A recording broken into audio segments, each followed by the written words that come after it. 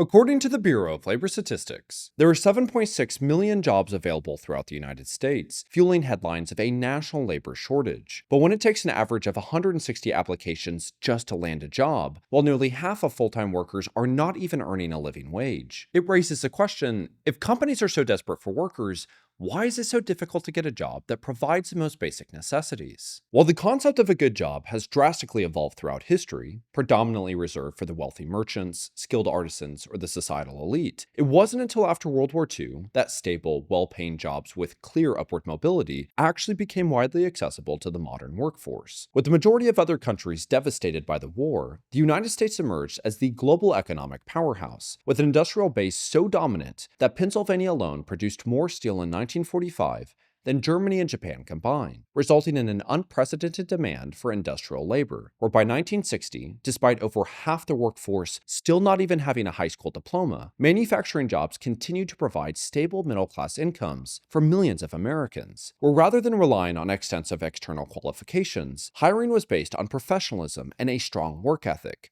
as major U.S. corporations adhere to a retain and reinvest approach by channeling profits back into their employees to prioritize long-term growth, resulting in the median family income rising from $3,000 in 1947, or roughly $44,600 today, to $5,600 by 1960, or roughly $61,100 today, allowing suburban developments to consist of factory workers and office managers, living side by side. However, one of the most overlooked factors that define this golden age of capitalism was simply the tremendous purchasing power of the dollar. Throughout the 1950s, even minimum wage workers could afford an entire month's rent with less than a week and a half of full-time work. Today, when accounting for the average rent in the United States, sitting at $1,623 a month, the average American would need to earn $27.05 per hour, or roughly $56,264 a year, to pay rent with a week and a half of full-time work. And yet, 62% of the workforce makes less than $27 an hour, highlighting the substantial burden workers now have to face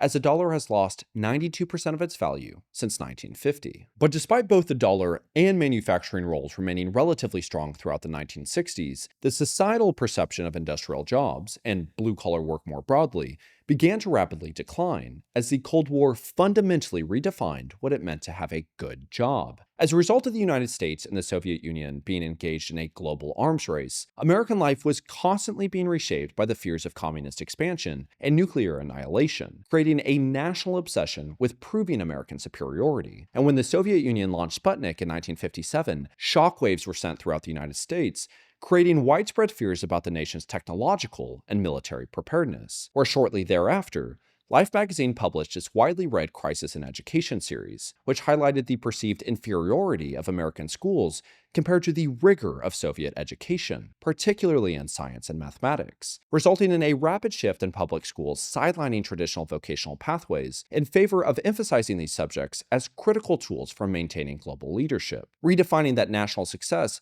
was now only provided through academic achievement and white-collar professionalism, while blue-collar labor, once the backbone of American prosperity, was increasingly portrayed as outdated and intellectually inferior. With a 1970 Time magazine article, The Blue-Collar Workers' Low-Down Blues, capturing the growing despair among America's working class, stating, Assistant Labor Secretary Jerome Rosow points out that the American working man has lost relative class status with the growth of higher education. All blue-collar workers, skilled or not, have been denigrated so badly, so harshly, that their jobs have become a last resort instead of decent, respected careers.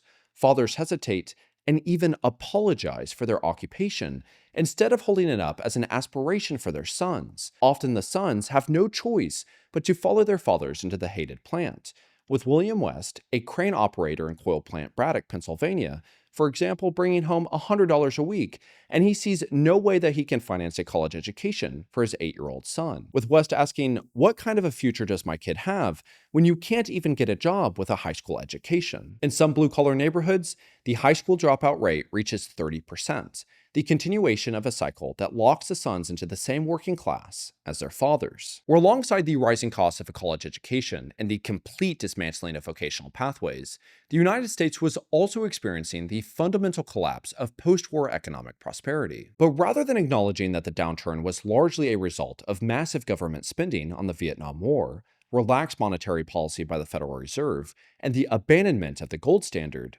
business leaders instead shifted the blame onto the working class, with Time magazine stating, "Business leaders complain that the working man's extravagant wage demands are the real cause of inflation. Unless labor costs can be held down and productivity pushed up," they argue, "the basic nature of the economy will be changed. Economic growth, profits, exports, and the global power of the dollar will dwindle," with General Electric chairman Fred Borsch blaming the nation's economic ills on an unbalanced concentration of power in the hands of organized labor, despite CEO pay having increased by 20 times that of the average worker in 1962, or current CEOs earning nearly 200 times that of the average worker today. And by the late 1970s, following President Jimmy Carter's reduction of tariffs on Chinese imports, American companies now had a powerful incentive to consider sourcing from or producing in China, where General Electric CEO Jack Welch, nicknamed Neutron Jack for his aggressive cost-cutting, initiated the first great wave of American manufacturing labor being outsourced overseas, eliminating roughly 115,000 jobs between 1981 and 1985, while simultaneously marking the early stages of white-collar outsourcing, as he established service centers in Gurgaon, India, to leverage the lower wages of Indian engineers, with Welch famously stating, "Ideally, you'd have every plant you own on a barge," capturing the corporate mentality that American jobs were no longer foundational assets, but disposable costs to be minimized. And while the Reagan administration campaigned off improving the struggles of hardworking Americans, his reduction of government regulations as well as corporate taxes actually did result in stronger job creation, with more than 1.6 million American jobs being outsourced to Japan, Mexico, South Korea, Taiwan, and Hong Kong, placing enormous downward pressure on domestic job quality and officially recreating the economic cycle of good jobs being reserved for a specified group of individuals, in college graduates. Specifically following the Department of Education's publication of A Nation at Risk, which famously declared that the educational foundations of our society are presently being eroded by a rising tide of mediocrity that threatens our very future as a nation and a people, resulting in national educational priorities effectively moving away from vocational and practical skill development towards academic achievement and standardized testing, making a high school diploma less relevant in the job market, with a college education now being seen as the gateway to a good job.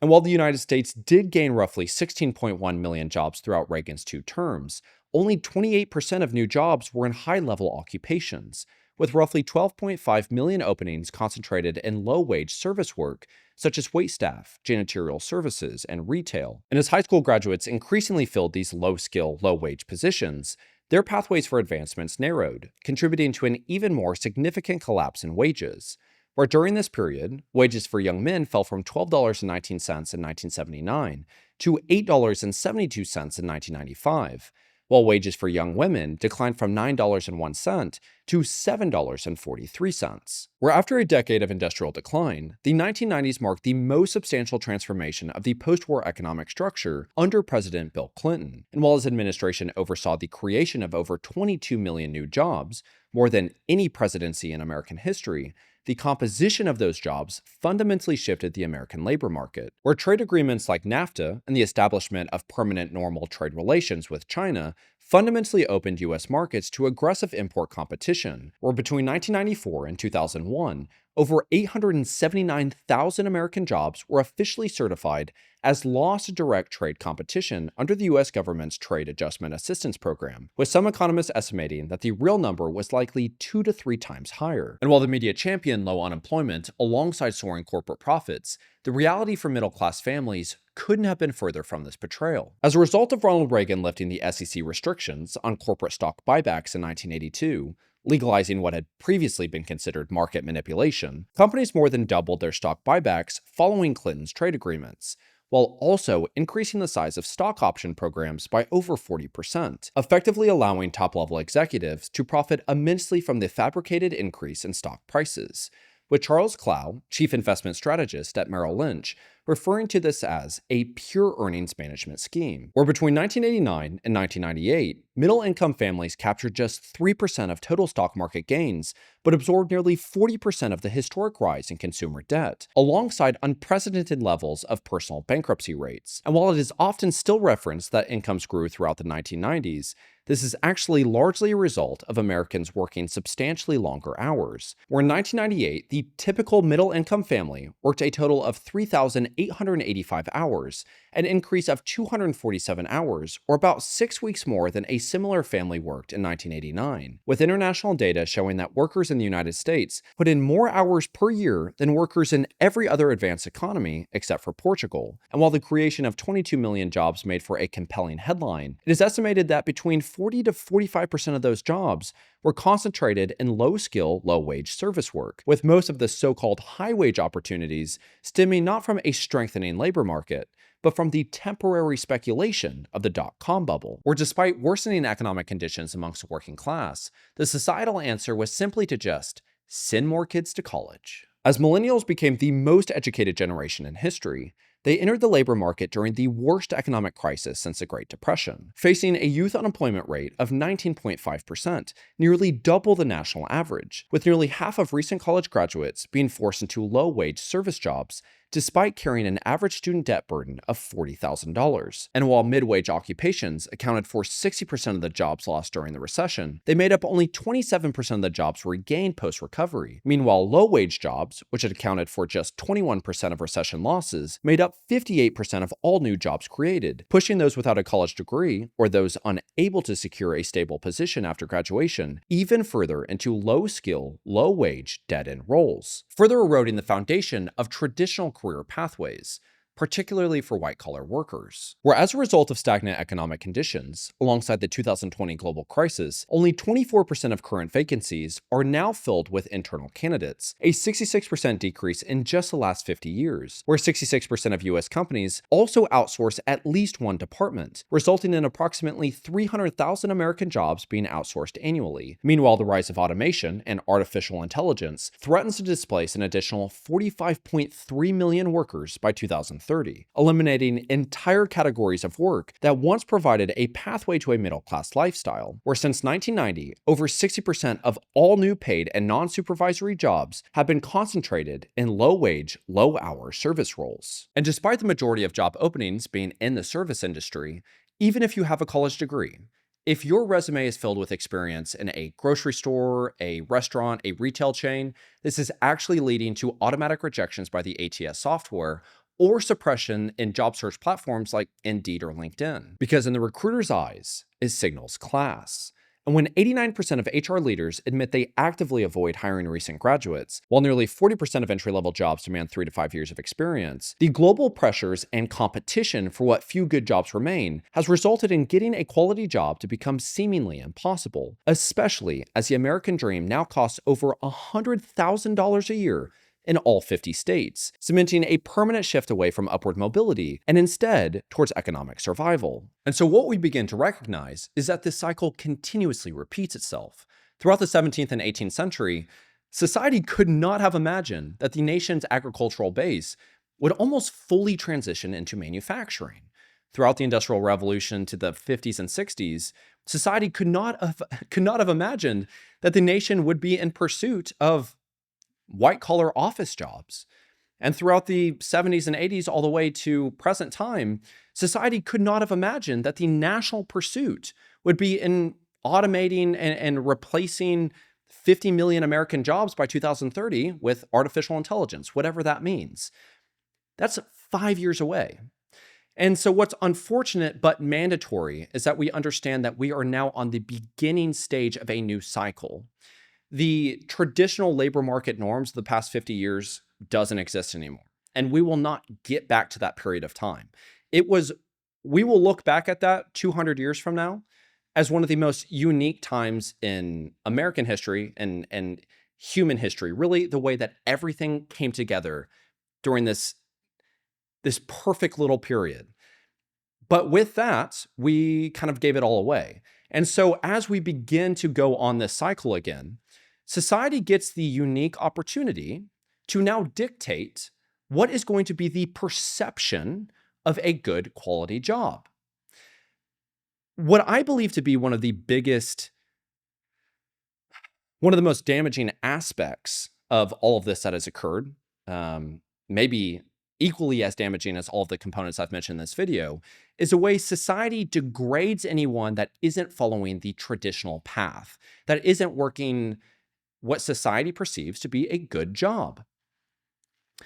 When one of my first jobs was I worked for a garbage company. My stepdad drove the garbage truck, and I would be the guy that would hop out and would put the trash can into the trash. I don't know how to explain it, but everybody knows how a garbage truck works.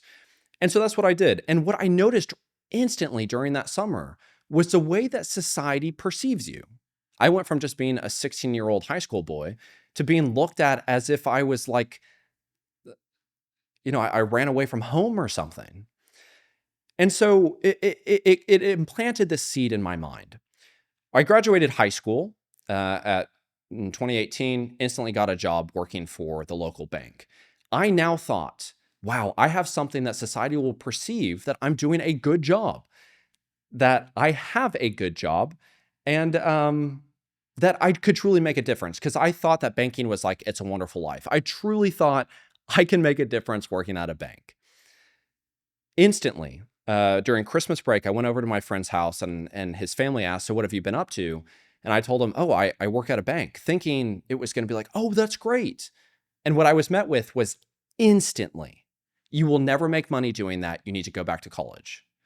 And so now I'm sitting there, and within an instance, I now perceived my job as inadequate. Especially what that forced me to do was to focus on all of the issues with the job that I had. And which you all know is that society perceives banking as being deceitful, untrustworthy, because of all of the deceitful and untrustworthy things that have happened. And so I then I started feeling like I'm working in a bad job, even though I was saving money, I was progressing throughout the company, I was doing my best, I was helping clients, I was doing it in the most honest and trustworthy way that I possibly could. But every day I walked in there, I felt like I was doing a bad job. On the opposite side of that coin, before I became a banker, before I went into banking, all I heard from a certain segment of people in my life was, you need to go to college, you need to get an education so you can get a good job. As soon as I started working at the bank, that went away. And all of a sudden, I was a human being. I was asked about, how is my life going? How is work going? What do you think about the economy? And what was so interesting to see is that when I made the decision to leave my job, because I didn't believe like it was a good job, I could truly see it wasn't a good job. I wanted to make a difference in life. That when I pursued what I believed to be a good path, a good job, something that I could do something, that certain segment of individuals in my life all of a sudden didn't ask me how my life was going, didn't ask me anything about anything. I would hear through the grapevine, when is he going to get a real job? Doesn't he know he's going to run out of money?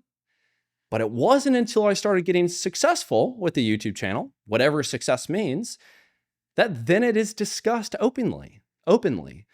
And it's a weird thing to wrap your head around, because I'm the exact same person. All I've wanted was to just be seen as a human being, to just be seen that I am doing enough, to be seen as a good person, to hear you were doing a good job. And so that, especially for young people, this is so important, to tell individuals you're doing a good job, you are enough, and let them pursue their path, and to be there to help guide, but to not put these preconceived notions on the path that they're supposed to pursue, because it's very damaging. Parents are saying you need to go to college. The kids go to college. They can't get a job. They go back to their parents. Sorry. Snooze, you lose. Should have worked harder or something. It isn't supportive. And so as young individuals are now moving through, dictating what are going to be their characteristics, how are they going to view the world, they see it as abandonment, and they see it as isolation. They see it as loneliness. They see it as they are not enough. And that isn't true, but it is because of the societal perception and this just insanity that we've gone through in the past 50 to 70 years. I might have a little bit of time, so I'm going to tell this story really quick.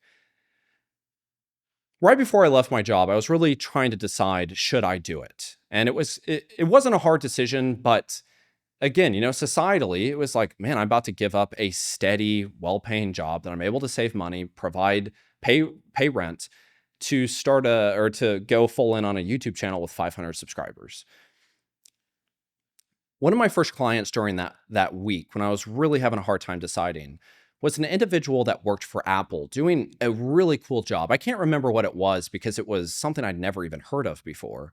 But he was making $400,000 a year, just bought a house in a neighborhood that I liked here in the area that I was living in Austin, and semi-recently married within the last 2 years, and just had a kid. And for those of you that have routinely been throughout my channel, you've seen that there's nothing I want more than to be a father, to have a family. And so I'm like, man, you got it made in the shade. You got everything that society has said is a good job, right? The most miserable person I've ever spoken with, ever. It was like I left thinking, I still remember the feeling of how miserable he was. He hated every aspect of his life, every aspect. The kid, all she was doing was just crying too much. And the wife, all she wanted was to buy too much new furniture or something like that. And the house wasn't big enough, and nothing was enough. A couple days later, I had an individual walk in, and I noticed that he wouldn't look me in the eye. He wouldn't even actually look me in anywhere near my face. And I thought, okay, this is kind of, interesting. I wonder what's going to happen here. And I found out that what he was doing was he was a handyman that had done some other job for his career, but he was going to start his own business because his wife had just recently gotten laid off. And these individuals are maybe 58 to 65 range. And I just started talking to him because he reminded me a lot of my dad. That's exactly what my dad's age was. And he is a master carpenter. And so I just kind of started speaking with him. And he was talking about how a son that he has that lives at home with him, and how he has some difficulties and how he's under a lot of stress. And what I ultimately did is something that I feel like I should tell my dad, but I don't, because, society doesn't really allow you to do those things, or, whatever, is I just told him, hey, I think what you're doing is very admirable. You have mentioned that you consistently charge under the market rate because you want to help people. You were doing this for your wife, and you're doing it to be able to provide your son some stability. I think that you're doing a great job. First time he looked at me and he starts crying, like a 58 to 65-year-old man starts crying. And it just blew me away, because after that, he started telling me all about his life story, about the things that he had experienced. The next day, he brings his wife in just to meet me. That was all that we did. And it was such a special moment, because that's when I realized I can make a difference. People need to hear, you're doing a good job. You are enough. And that's, fundamentally the principle of my channel. After I explain every reason why the system is unfortunately degrading, but ultimately a lot is going on in the labor market. But I hope that this is able to provide at least a little bit more understanding of the cycle that we're about to begin. Obviously, ghost jobs is a massive component of this. I didn't mention it in this video just because I made an entire video dedicated to that. Definitely recommend that you watch that. But besides that, you are enough. Thank you all so much for your time. I hope I was able to provide value. Until next time, bye-bye.